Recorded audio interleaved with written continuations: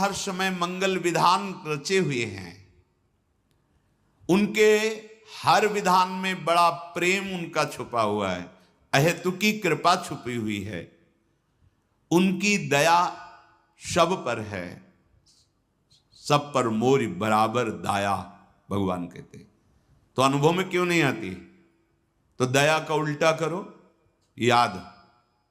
तुम अभी संसार के भोगों की याद में हो, प्रभु से विमुख हो, और वो कृपालु तुम पर कृपा कर रहा है, तुम्हें अनुभव में नहीं आ रहा। अब तुम स्मृति में आओ, भगवान की याद करो, उनके नाम की, उनके रूप की, उनकी लीला की, उनकी धाम की स्मृति जागृत करो। तुम्हें दिखाई देगा कि भगवान की प्रतिपग हमारे ऊपर एक एक कदम पे कितनी संभाल, कितनी दया, कितना दुलार है। वो सर्वशक्तिमान, वह सर्वज्ञ, वो नित्य निर्भ्रांत है। उनको कोई संशय थोड़ी है कि अरे बड़ी भूल हो गई, हमको ये करना चाहिए था आपके लिए, पर भूल से हमने ये विधान कर दिया। वो निर्भ्रांत हैं। उनका जो कुछ भी विधान तुम्हारे लिए है, बड़ी मंगलमयी भगवान की रचना से आया है विधान, तुम्हारा मंगल करने। तुम्हारी इच्छा के विपरीत हो सकता है, क्योंकि तुम ना तो सर्वज्ञ हो और ना दूर दृष्टि वाले हो। तुम माया दृष्टि से, शरीर भाव से ऐसी इच्छा करते हो कि ये हो जाए तो हमारा मंगल हो जाएगा, पर भगवान सर्वज्ञ हैं, दूर दृष्टि, परिणाम दृष्टि को जानते हैं। आप भगवान को अपना माना है और आप उनसे मांग की है, वो देख रहे हैं कि ये मांग इसको हमसे विमुख कर देगी, वो नहीं देंगे, वो विपरीत परिस्थिति पैदा कर देंगे। जब आपका कपड़ा गंदा हो जाता है तो आप उसे साफ करते हैं ना, ऐसा तो नहीं कि पानी में डाला निकाल दिया हो गया, नहीं, उसको रगड़ते हैं जहां दाग लगता है, उसमें पदार्थ डालते हैं जिससे दाग छूटे। तो अंतःकरण जब ताप से युक्त होता है तो पाप नष्ट होते हैं। जब आप भजन करोगे गंदे आचरणों को छोड़ के, तो पहले ताप प्रकट होगा जो अंदर के पापों को अनर्थ निवृत्ति करता है। उस समय सत्संग की आवश्यकता है। धैर्यवान रहो और नाम जब बढ़ाते रहो, बिल्कुल दुख सुख की परवाह ना करो, जीत जाओगे। पर वो अज्ञानी जीव समझता है कि 4 दिन हम ऐसा कर ले तो सब, वैसे वो 4 दिन भी व्यर्थ नहीं जाएंगे, तुम्हारे जीवन का बहुत बड़ा मंगल विधान करेंगे, पर वर्तमान में तुम्हें अनुभव में नहीं आएगा। जैसे बहुत दिनों का भूखा 4 कवल खवाकर छोड़ दो, यद्यपि उसके प्राण पोषण का काम करेंगे, पर उसकी भूख नहीं मिटेगी। कल्याण के स्वरूप भगवान जानते हैं कि तुम्हारे लिए विधान क्या है। सच्ची मानिए, वो जो भी कर रहे हैं बहुत कृपा करके, कम हमारे जो दंड मिलना चाहिए बहुत कम करके भुगता के हमें निर्मल कर रहे हैं। हम आरोप ना करें, एक भी कोई ऐसी चेष्टा नहीं जिसका तुम्हें फल ना मिले, एक भी चेष्टा। और तुमने कितनी कुछ चेष्टाएं की है, और तुम्हें वृंदावन आने को मिला, तुम्हें सत्संग सुनने को मिला, तुम्हें राधा नाम जपने की प्रेरणा मिली। ये तुम्हारे कर्म का फल नहीं है, श्री जी की कृपा है। श्री राधिका कृपा बिनु सबके मनन अगम्य, ये सत्य है। एक बार तुमने राधा सुना, बोला भी नहीं, ये सुनना ही तुम्हारे लिए महामंगल की नींव पड़ गई। जब परिणाम आएगा तब देख लेना। अभी आप वर्तमान में आनंदित हो जाएं, इसके लिए निरंतर राधा राधा राधा, और पूर्व जो रच चुका है हमारे लिए शरीर के साथ सुख दुख विधान, उसको सह जाओ। बहुत कम में आएगा और सहने की सामर्थ्य भी मिलेगी, और आगे परमानंद है। अभी आप पापाचरण कर रहे हैं, बड़ा सुख अनुकूलता चल रही, भूलो मत भूलो मत, तुम्हारे पुण्य नष्ट किए जा रहे हैं तुम्हें महान दुख प्रदान करने के लिए। पाप कर्म करते हुए सुखी और फूल रहे हो, वो पुण्य नष्ट हो रहे हैं। पाप नया तैयार हो रहा है, पुराना तो स्टॉक है ही। जब दोनों का संयोग होगा तब तुम्हें पता चलेगा। इसलिए वर्तमान की परिस्थिति को भजन से मत नापो। तुमसे भूल हो सकती है, भगवान से नहीं। वो सर्वज्ञ हैं। तुम अपना मंगल जो सोच रहे हो अमंगल हो सकता है, भगवान जो तुम्हारा मंगल सोच रहे हैं उससे नहीं। विश्वास करो,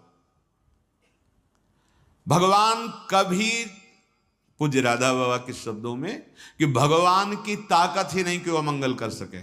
जैसे सूर्य की ताकत ही नहीं कि अंधेरा कर सके।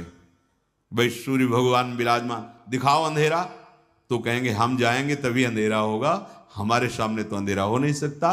तो भगवत विमुख का अमंगल हो सकता है, भगवत सन्मुख हो तो भगवान की भी ताकत नहीं कि अमंगल कर दें। नहीं बोले भगवान मार सकते हैं, तो जिनको भगवान ने ऐसी लीला की उनको वो पद मिला जो मुनिजनों को मिलता है। बड़े बड़े साधन परायण तपस्वी मुनि जिस पद की आकांक्षा करते हैं, भगवान ने जिनके साथ ये उद्धार लीला की, वो मुनिजन वांछित परम पद को प्राप्त हुए। भला अमंगल कर पाए? भगवान अमंगल नहीं कर सकते। अगर भगवान को कहा जाए कि तुम्हारी ताकत हो तो हमें हमारा अमंगल करके दिखाओ, तो भगवान हार जाएंगे। भगवान मंगल भवन है, वो अमंगल कर ही नहीं सकते। हां, भगवत विमुख होने पर अमंगल हो जाएगा।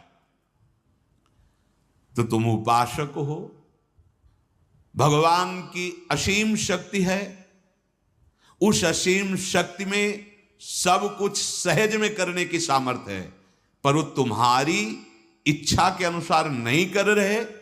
इसका मतलब भगवान की मंगलमयी इच्छा हमारे ऊपर लागू हो गई। अब हमें भगवत प्राप्ति में कोई संशय नहीं।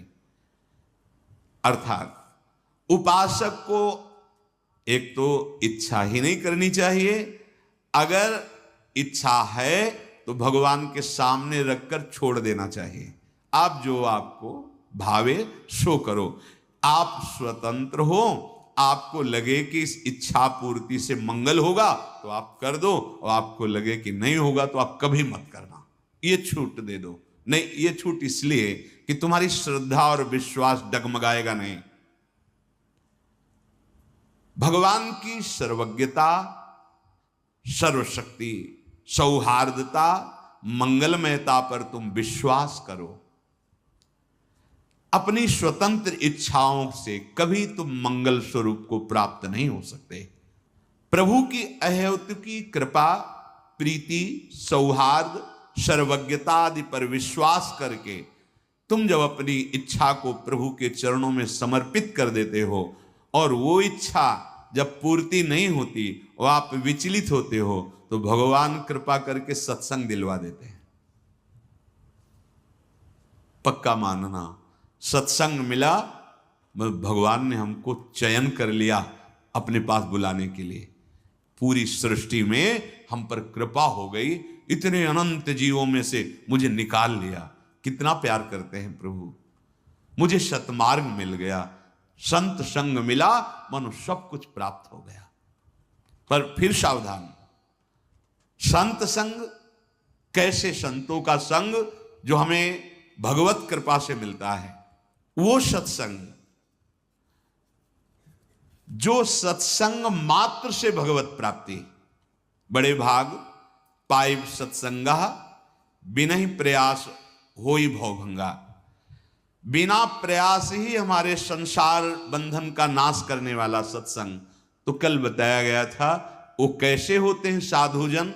पहला था तितिक्षवा, तितिक्षवा सहनशील, कारुणिका दयालव अर्थात दयालु, सर्वदेही नाम अर्थात सकल प्राणी नाम सुहृदा हितकांक्षिणा।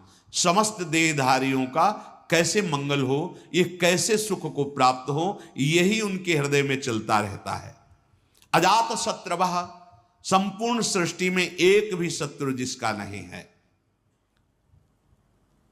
न जातो शत्रुवो येषां ते तथा अजात शत्रवः, पैदा ही नहीं हुआ जिनका शत्रु, अर्थात किसी से द्वेष नहीं। अद्वेष्टा सर्वभूतानाम मैत्रः करुणैव च, सबसे मित्रता का भाव, सबसे करुणा का भाव, किसी पर दोष दर्शन नहीं, किसी से द्वेष नहीं। अजात शत्रवः साधवा साधुभूषणा, ये परम सुशीतल शीलवान साधुता के लक्षणों को धारण करने वाले, मानो साधुता ही उनका आभूषण है, ऐसे संतजन। मयि अनन्य भावेन भक्तिम कुर्वन्ति ये दृढ़ाम।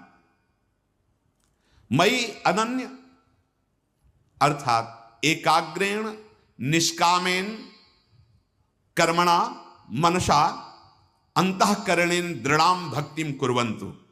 शरीर से, मन से, वाणी से एकमात्र अपने आराध्य देव का आश्रय, एक भरोसो, एक बल, एक आस विश्वास, सब हमारे भगवान के स्वरूप है।